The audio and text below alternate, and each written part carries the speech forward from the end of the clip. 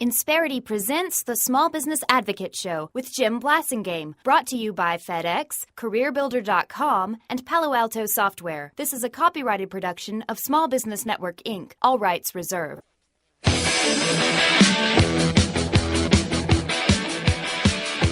Jim Blasingame, he's the cyber king of small business. Search Google for small business expert, and he's tops on the list. I guess that makes you number one. He's number one on Google and number one in our hearts. Aww.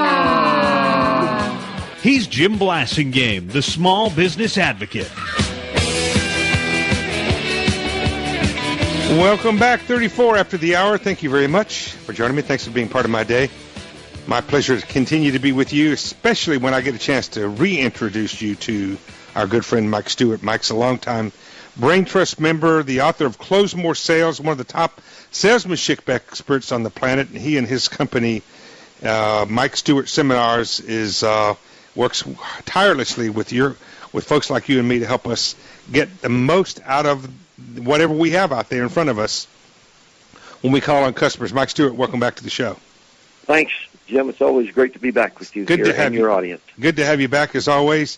You know, Mike, in the first segment, you see you're out there talking to people all the time, got your finger to the pulse of the economy and your ear to the ground especially with a lot of small business owners and one of the things that we're all facing is the economy is just kind of chugging along at a very slow pace. It's just kind of lugging along, maybe I should say, lumbering along, yep. Because first half of 2011, we had less than 1% growth in the first half. Right. That's dangerously slow, isn't it? It's very bad. How do we maximize whatever's in front of us? How do we make sure that we get our share, and maybe a little bit more than our share? Well, it's tried but true. It's by working hard and working smart. And people have such a malaise, Jim, and they're so discouraged. And, we do see some good signs. And you and I were talking before we went on the air about big corporations. And we're seeing some mid-sized corporations, I guess. They're not the majors. We work with several of them. And they've laid off. One of our primary clients has laid off several hundred people in the last couple of weeks. Mm-hmm. And why? I don't know. But we've got several smaller clients who would probably classify as large small businesses who are hiring. They're probably hiring those good people. They're hiring salespeople. Yeah. And which is that's the area of our expertise. And so often the salespeople can be the barometer for the rest of the company. We see that because employees today need enthusiasm. They need a sense, and I'm not talking about false enthusiasm. I'm talking about genuine good feeling about who they are and where they are, and what their future looks like. And again, pre-going on the air, we talked for just a minute. How do you go about doing that? Mm-hmm. And to me, it's very clearly it's the owner of the business who's got to take the lead, and they've got to take the lead by creating a culture of competence.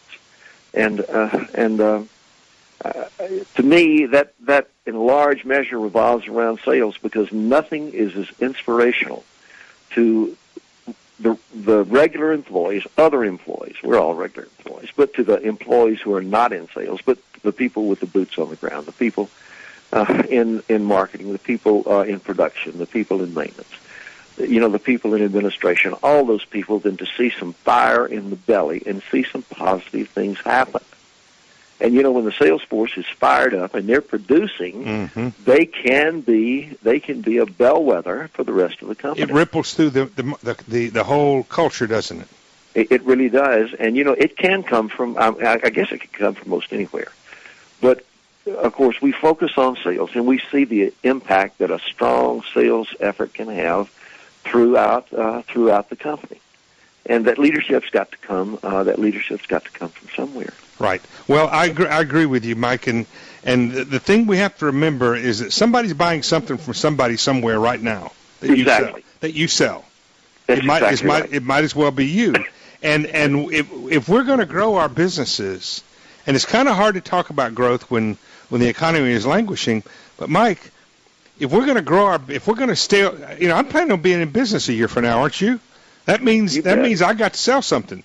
And if we're going to do that, it's going to take some skill, but it's going to take a lot more looking inside of ourselves and coming to terms with who we are, what we want, and literally going out there and making it happen. It's going to take more emotional fortitude right now maybe than skill. What do you think? Yeah, I do. Yes, I do. We can always improve skills, but the main thing is to be in the right place at the right but time. You can't use those skills. You can't use those skills if you're not in front of a customer. Hold on to that thought. We're going to take a quick break. Right back with our good friend Mike Stewart. We're going to talk about what does it take to get in front of a customer these days. After these messages, stay with us. Yesterday I would not have believed that tomorrow the sun would shine. Insperity presents the Small Business Advocate Show with Jim Blasingame, brought to you by FedEx, CareerBuilder.com, and Palo Alto Software. This is a copyrighted production of Small Business Network, Inc., intended for the private use of our audience. Except as otherwise provided by copyright law, all other copying, redistribution, or publication without prior written consent is prohibited. All rights reserved. Prohibited. All rights reserved. Prohibited.